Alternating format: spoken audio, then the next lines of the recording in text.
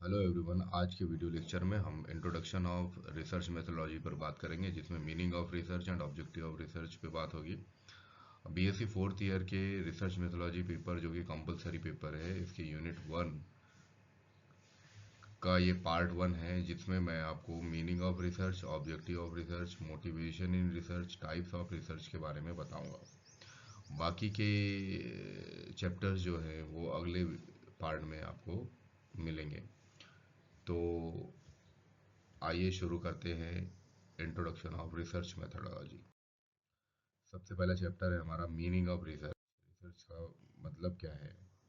Basically research है क्या? Research का मतलब है किसी चीज़ को सर्च करना। मतलब आप घर में देखते हैं कि हमारा कोई पेपर खो जाए, मान लीजिए कोई डॉक्यूमेंट खो जाए, तो हम कहाँ सर्च करेंगे? उसको अपनी फाइल में सर्च करेंगे। यानी उसकी एक प्रॉपर जगह है, किचन में सर्च नहीं करेंगे। तो वही चीज़ है, रिसर्च एक सिस्टमेटिक तरीका है किसी चीज़ को सर्च करने का, एक सिस्टमेटिक तरीका है। तो रिसर्च का मतलब क्या है? Basically search for knowledge, knowledge के लिए सर्च करना है। ये तो मैंने एक एग्जांपल बताया। रिसर्च का मतलब क्या है? नॉलेज के लिए सर्च करना। इसका मतलब है कि आ, उस उसके बारे में सत्य जानना, सच का पता लगाना कि बेसिकली क्या बात है। जैसे अभी बीच में कोरोना काल आया था। इसमें कोरोना वायरस ने पूरे वर्ल्ड में तबाही मचा दी। तब रिसर्च ही वहाँ काम आई, उसके एंटीडोट बनाने में, उस कोरोना के वायरस को रोकने में। साइंटिस्ट ने रिसर्च की और रिसर्च करके उन्होंने उसका एंटीडोट बनाया, और वो एंटीडोट ने काफ़ी हद तक कोरोना वायरस पे कंट्रोल किया, और आज हम उस वायरस से फ्री बैठे। तो ये रिसर्च की ही देन है। रिसर्च एक आर्ट है जो कि साइंटिफिक इन्वेस्टिगेशन को बताता है। रिसर्च एक एक सोचने का तरीका है। डेली लाइफ में जो हम चीज़ें कर रहे हैं उसको क्रिटिकली एग्जामिन करने का एक पार्ट है रिसर्च। ये एक फैक्ट फाइंडिंग प्रोसेस है, यानी अननोन से नोन को फाइंड करने की एक प्रोसेस है, जिसको हम रिसर्च बोलते हैं। तो रिसर्च बेसिकली एक ऑर्गेनाइज्ड सिस्टमेटिक तरीका है क्वेश्चंस के आंसर प्राप्त करने का। तो अगर रिसर्च की परिभाषा देनी है तो हम क्या बोलेंगे रिसर्च के लिए? अलग अलग साइंटिस्ट ने अलग अलग तरीके से इसकी परिभाषा दी है, लेकिन एक छोटी सी परिभाषा के तौर पे हम बता सकते हैं, रिसर्च एक ऑर्गेनाइज्ड और सिस्टमेटिक तरीका है किसी भी क्वेश्चन के आंसर को पाने का। तो रिसर्च की परिभाषा क्या है? रिसर्च की परिभाषा क्लिफोर्ड वुडी के अनुसार रिसर्च की परिभाषा है प्रॉब्लम्स को डिफाइन और रीडिफाइन करना, हाइपोथेसिस फॉर्मुलेट करना या सॉल्यूशन सजेस्ट करना, डेटा को कलेक्ट करके ऑर्गेनाइज करना, इवोल्यूएट करना,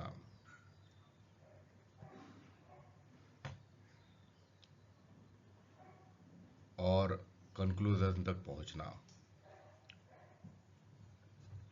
और आखिरी में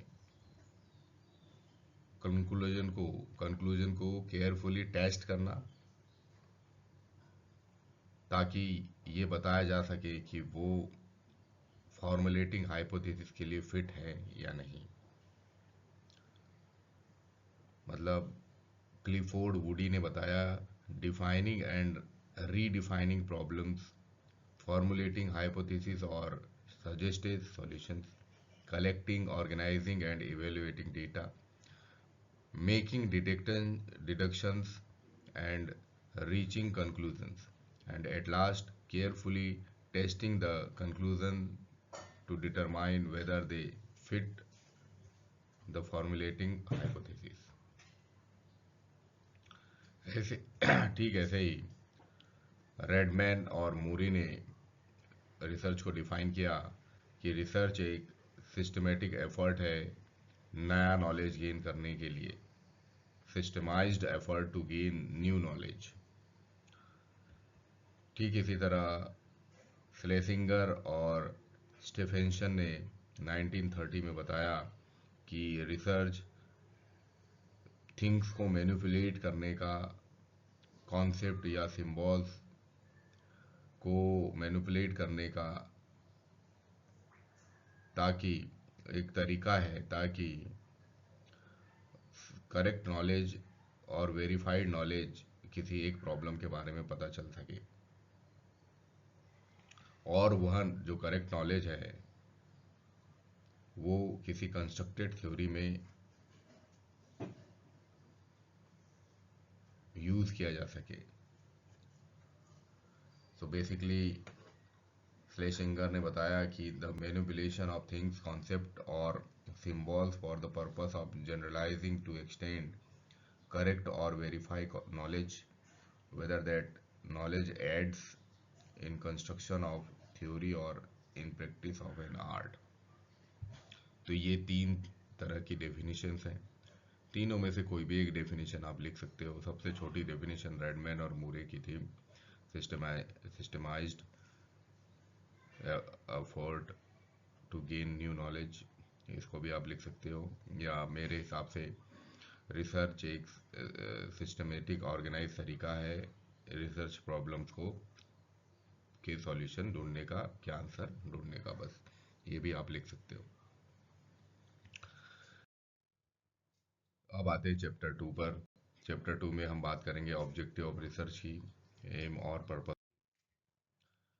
तो ऑब्जेक्टिव ऑफ रिसर्च क्या क्या होंगे? तो रिसर्च के ऑब्जेक्टिव, पहला जो ऑब्जेक्टिव होगा, to gain familiarity with a phenomena और to achieve new insights into, यानी वो जो भी फिनोमेना, जो भी घटना हुई है, जैसे अगर कोरोना की बात करते हैं तो पहले सबसे पहले उससे फेमिलियर होना पड़ेगा कि वो क्या है, उसके बारे में पूरी जानकारी रखनी पड़ेगी, तब जाके हम उस पर काम कर सकते हैं। सेकेंड ऑब्जेक्टिव रहेगा to portray accurately the characteristic of a particular individual, यानी उस इंडिविजुअल, जैसे कोरोना की बात कर रहे हैं तो उस कोरोना के पर्टिकुलर इंडिविजुअल की सिचुएशन और उसके ग्रुप को कैरेक्टराइज करना पड़ेगा। To determine the frequency with which something occurs or with which it is associated with something else। इसका मतलब है कि एक फ्रीक्वेंसी डिटरमाइन करनी पड़ेगी जिससे वो उत्पन्न हो रहा है, या जिसके जहाँ से वो उत्पन्न हुआ है उस प्रॉब्लम को देखना पड़ेगा और फिर उसके सॉल्यूशन की तरफ जाना पड़ेगा। To test a hypothesis of a causal relationship between variable, यानी वेरिएबल्स के बीच में रिलेशनशिप देखना पड़ेगा ताकि हम एक हाइपोथेसिस टेस्ट कर सके, क्योंकि यहाँ पे आपको डायरेक्ट रिजल्ट नहीं मिलेगी, आपको एक परिकल्पना करनी पड़ेगी कि अगर हम टेस्टिंग के लिए जाते हैं तो किस तरह से रिजल्ट आ सकते हैं। जब तक हम हाइपोथेसिस नहीं करेंगे रिजल्ट हमारे पास नहीं आएंगे, जिसके लिए वेरिएबल्स जो होंगे उनके बीच में रिलेशंस रखना होगा। अब आते हैं कैरेक्टरिस्टिक्स ऑफ रिसर्च। रिसर्च की जो कैरेक्टरिस्टिक्स हैं वो 8 पॉइंट्स में हम बता सकते हैं। Reliability, validity, reliability, validity, accuracy, credibility,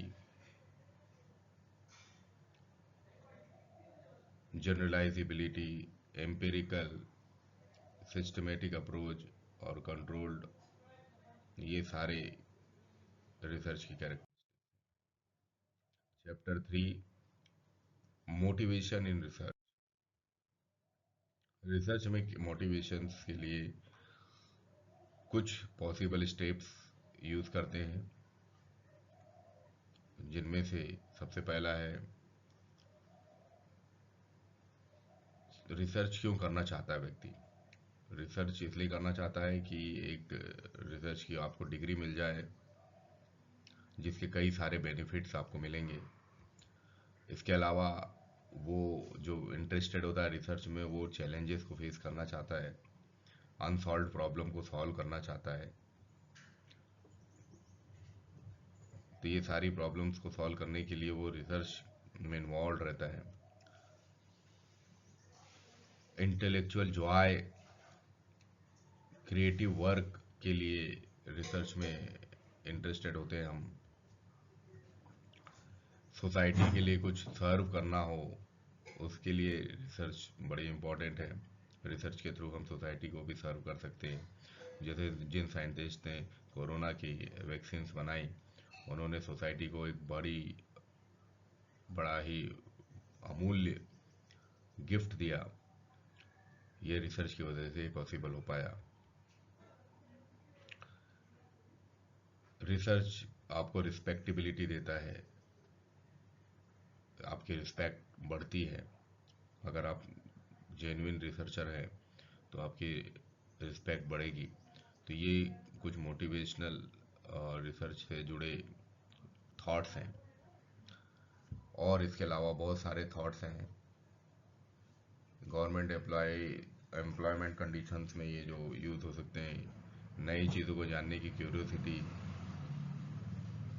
casual relationships को समझने के लिए, सोशल थिंकिंग अवेकनिंग में भी रिसर्च का बड़ा इंपॉर्टेंट रोल है। तो ये मोटिवेशन है रिसर्च के अंदर, क्यों रिसर्च किया जाए। अब आते हैं टाइप्स ऑफ रिसर्च में। ये चैप्टर है हमारा। टाइप्स ऑफ रिसर्च की अगर हम बात करेंगे तो सबसे पहला टाइप है डिस्क्रिप्टिव रिसर्च, फिर आता है एनालिटिकल रिसर्च, फिर आता है अप्लाइड रिसर्च, फिर basic research, quantitative research, qualitative research, conceptual research, non scientific method. अब सबसे पहले हम बात करते हैं डिस्क्रिप्टिव रिसर्च। डिस्क्रिप्टिव रिसर्च का मतलब जितने भी सर्वे हम करेंगे या जितने भी फैक्ट फाइंडिंग इंक्वायरीज हम करेंगे वो सारे डिस्क्रिप्टिव रिसर्च के अंदर आएंगे। डिस्क्रिप्टिव रिसर्च का जो पर्पस होता है,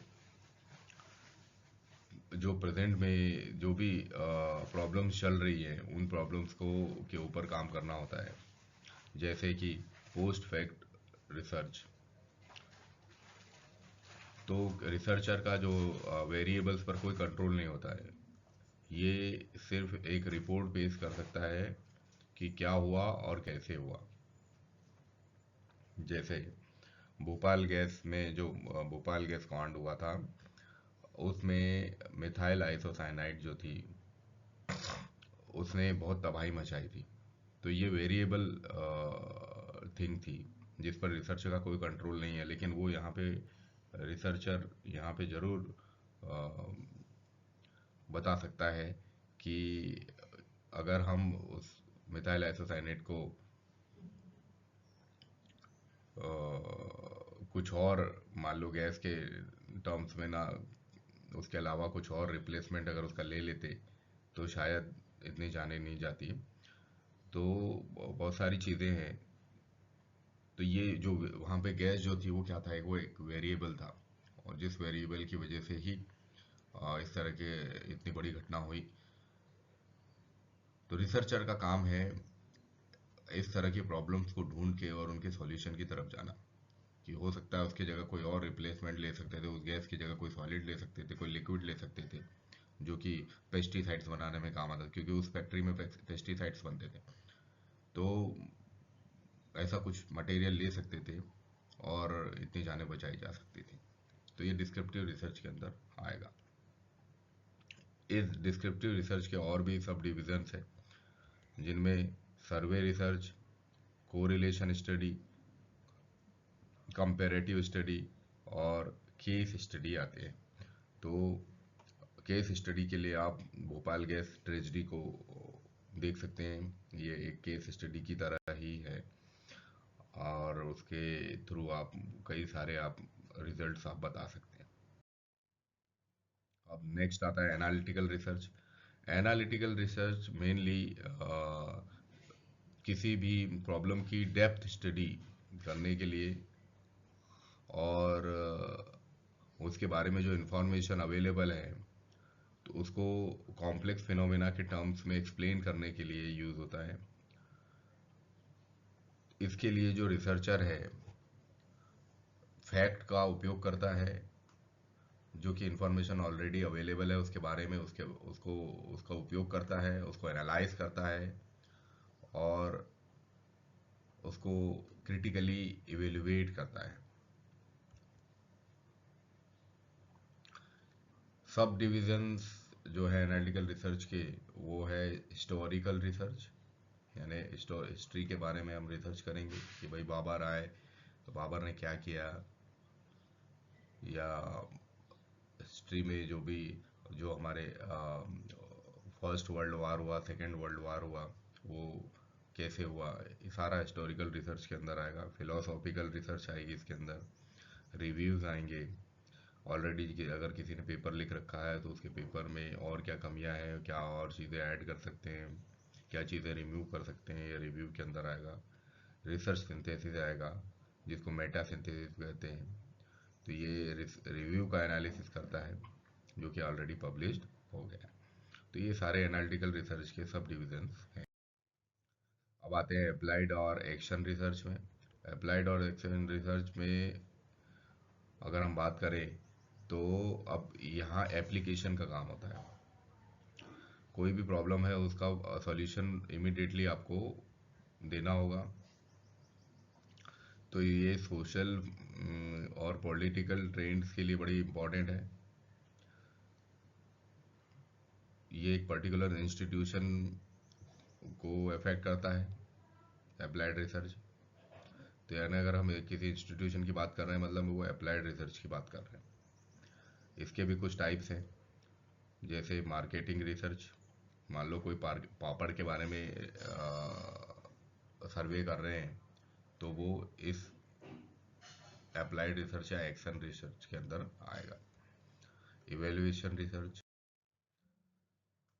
अब नेक्स्ट है फंडामेंटल रिसर्च या बेसिक या प्योर रिसर्च। तो ये जो फंडामेंटल रिसर्च है, ये फंडामेंटल थ्योरी के ऊपर बेस्ड होता है। जो नेचुरल फिनोमेना होते हैं या मैथमेटिक्स जो होता है, ये सब बेसिक रिसर्च के एग्जाम्पल हैं। तो इसके अंतर्गत हम ज़्यादा से ज़्यादा इंफॉर्मेशन प्राप्त करते हैं, जो कि एप्लीकेशन का ब्रॉड बेस है।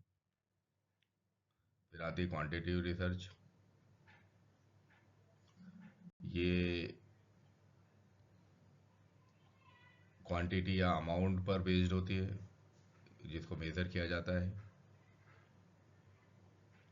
क्वांटिटेटिव रिसर्च के एग्जांपल्स में वेइंग जो मेजरमेंट है, वो क्वांटिटेटिव रिसर्च, यानी वजन करने वाला जो मेजरमेंट है, वो क्वांटिटेटिव रिसर्च के अंदर आएगा। क्वांटिटी के बारे में बता रहे हैं, मतलब इसके अंदर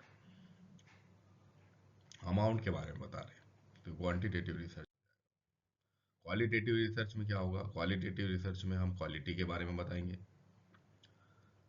किस तरह की क्वालिटी है। किसी की पर्सनालिटी के कैरेक्टरिस्टिक्स के बारे में बता सकते हैं। कोई अगर महान व्यक्ति है, उसकी पर्सनालिटी के कैरेक्टरिस्टिक्स के बारे में क्वालिटेटिव रिसर्च के अंदर बता सकते हैं।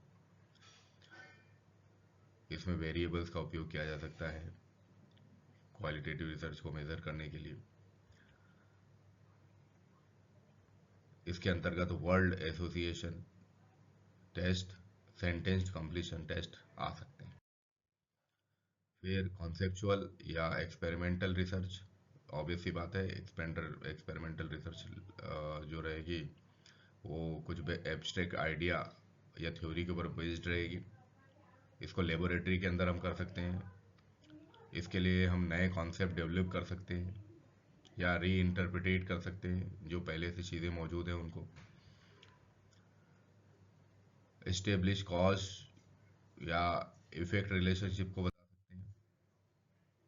कुछ नॉन साइंटिफिक मेथड्स हैं जिनमें टेनासिटी। टेनासिटी का मतलब कि मान लीजिए कोई सुपरस्टिशियस है, जैसे मैंने एक एग्जांपल दिया है, black cat bring bad luck, यानी काली बिल्ली बैड लक लाती है। ये एक सुपरस्टिशन, अंधविश्वास है, ये टेनासिटी। तो इसको दूर कर सकते हैं। अगर कुछ सर्टेन एविडेंस है तो हम इसको दूर कर सकते हैं, नहीं है तो वो टेनासिटी के अंदर आएगा। इंट्यूशंस कुछ लोगों को इंट्यूशन हो जाता है कि ये होने वाला है वो होने वाला है, तो उसमें सेल्फ एविडेंस यानी वो खुद ही अपने आप में एक एविडेंस है, तो ये गलत भी हो सकता है, फॉल्स भी हो सकता है इस तरह की रिसर्च, इस तरह की मेथड। अथॉरिटी, कुछ लोगों को अथॉरिटी रहती है कि हम अपने हिसाब से रिसर्च कर सकते हैं, तो जो पहले से सोर्स अवेलेबल है वो उस पर उसको रेफरेंस लेके और रिसर्च करते हैं, ये अथॉरिटी के अंदर आता है। द रेशनलाइज्ड मेथड, रेशनलाइज्ड मेथड में हम किसी एक पर्टिकुलर को देखते हुए और उसका एग्जांपल देके दूसरी की रिसर्च कर सकते हैं, जैसे रीजनिंग के थ्रू हम इसकी रिसर्च कर सकते हैं। जैसे कि मान लीजिए कोई बास्केटबॉल का प्लेयर है, जनरली बास्केटबॉल के प्लेयर लंबे होते हैं, तो हम यहाँ बोलेंगे कि जो हरीश है, मान लो कोई हरीश नाम का व्यक्ति है, तो Harish is a basketball player, Harish एक बास्केटबॉल प्लेयर है, इसीलिए हरीश लंबा है। क्यों? क्योंकि बास्केटबॉल के प्लेयर लंबे होते हैं, तो ये रेशनलिस्टिक मेथड के अंदर आएगा, यानी वो बास्केटबॉल के प्लेयर लंबे होते हैं इसीलिए उन्हें मान लिया कि हरीश भी लंबा होगा। ऐसे ही एम्पेरिकल मेथड होती है, ये जो होती है ऑब्जेक्टिव ऑब्जर्वेशन के ऊपर जो डेटा मिलेगा उसकी स्टडी करते हैं, इसके अंदर उसको डिस्क्राइब करते हैं। तो ये एक्सपेरिमेंट के थ्रू वेरीफाई किया जाता है एम्पेरिकल मेथड को। इस तरह से हमने 4 चैप्टर्स इसके अंदर पढ़े हैं, आपको समझ में आया होगा। Thank you very much for watching this.